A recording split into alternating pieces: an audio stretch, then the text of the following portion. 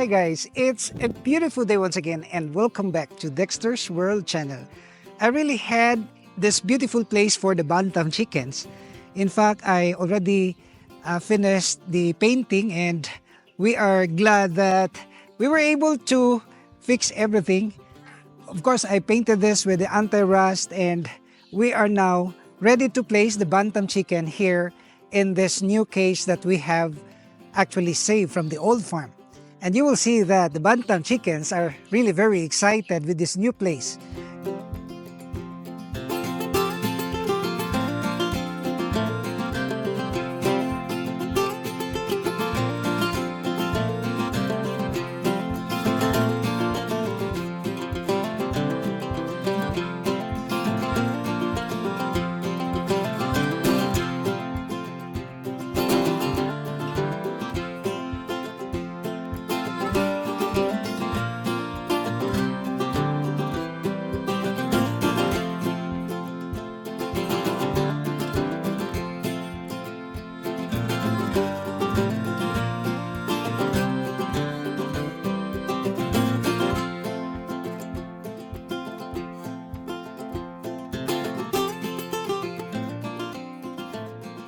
You know, in breeding Bantam chicken, they also needing this ground, the soil, because they are getting some nutrients out of the food that they can get out of the soil.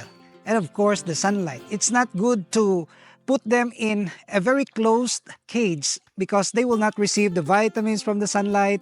And this is not also good for their health, especially if you are breeding them.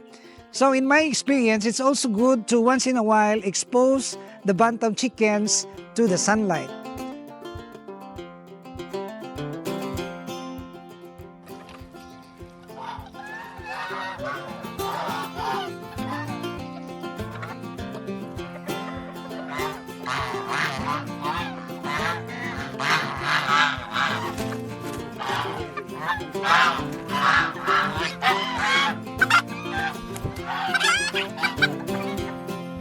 And you look at this. Yesterday, we were able to buy some filling materials. I drove myself the dump truck in order to, get some filling materials. And we are so happy that we were able to expand the dryland, as what I've said. And we will utilize this dryland as our parking space. You know, if you will come here and you will have friends, you have, vehicles, you can always get inside and just park your vehicle right near at the farm, at the boathouse, because of this, dryland. And you will see that we're doing fine here. And as you look around, we are also able to complete the stage.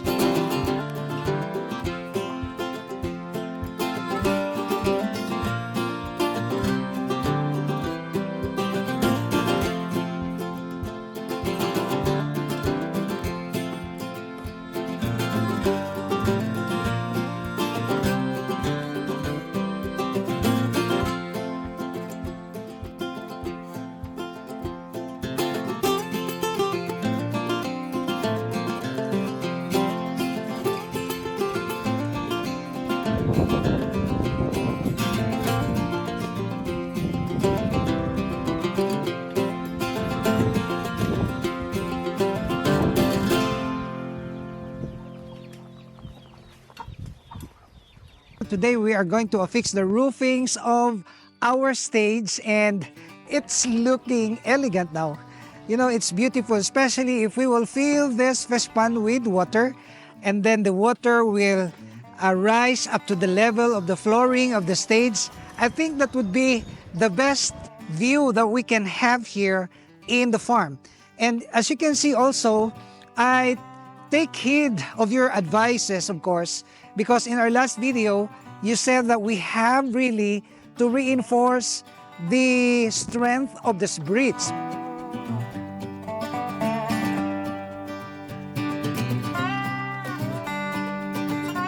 By means of putting some post.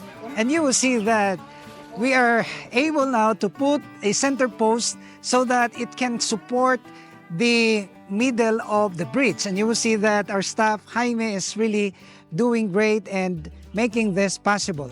So far so good. We are able also to, clean up everything. We're almost done here at the boathouse. In fact, we just applied the first coating of our paint and it's colored white. And we are also about to fix everything like the tables, the chairs, and putting some tiles here at the washing area or the wash area. And this is quite good.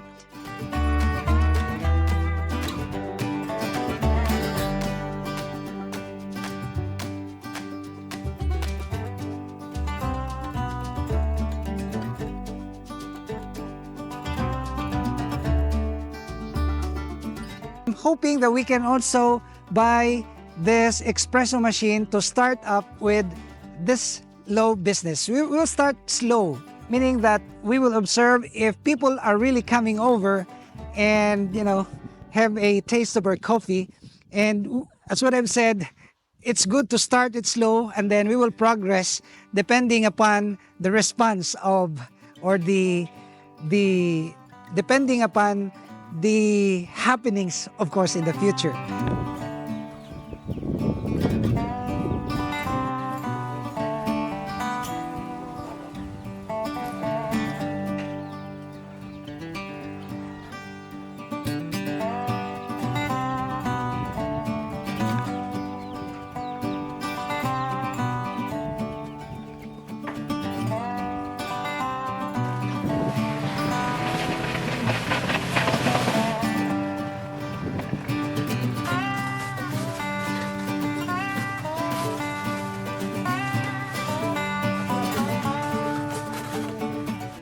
We're also trying our best to extend the kitchen because this kitchen is really very needed, especially if we will try to serve plenty of dishes. Because I'm planning, aside from the coffee, we will cook here some delicacies out of the catfish and out of the tilapia very soon. And we will just harvest our fish right from this fish pond. And it's quite interesting to note that we are able now to produce our own fry of tilapias, and this fry are massive. And it's been my experience that if this tilapia gonna be placed in a mud pan like this will grow fast. In a matter of 3 to 4 months, we can already harvest 3 tilapias to 1 kilo, meaning that the 3 tilapias will weigh 1 kilo, and that's already good. And we will develop or somehow make an experiment the most delicious dish that we can prepare out of these tilapias. You know what I dream about this farm is to be able to raise some animals here. Some peacock, some ostrich, some deer, some cows, some pigs, I don't know. But that's gonna be my ambition that is going to happen here in this farm. And I would like also to make this as a demo farm where we can tell to many people about the good practices and the best practices, of course, that we can share to the farmers of our country. And we are also glad that we have already developed some reliable techniques and some practices here to raise tilapias and this Japanese koi, this hito, this goldfish, and that's gonna be revived here in this farm, because I would like to make a building wherein we can breed all our exotic fish. And this is what I really dream about. And this is slowly happening because in the old farm, we were able to breed some turkeys, many animals, but because of the unavoidable circumstance, which is actually a blessing in disguise, because we were able also to get some amount of money out of the payment of the old farm and develop the new farm that we are actually trying to open this in the future. So this is it, and I hope that you will be with me always as we gonna explore everything and as we gonna open this farm to the public. And if you are not subscribed to this channel, may I humbly ask you to please subscribe and hit that notification bell, because along the way We are encouraging people and we are revealing our best practices and even the bad practices that we've experienced and many more teachings and learnings that we're going to share to all our subscribers. So I would like to see you in my next video on here at Dexter's World.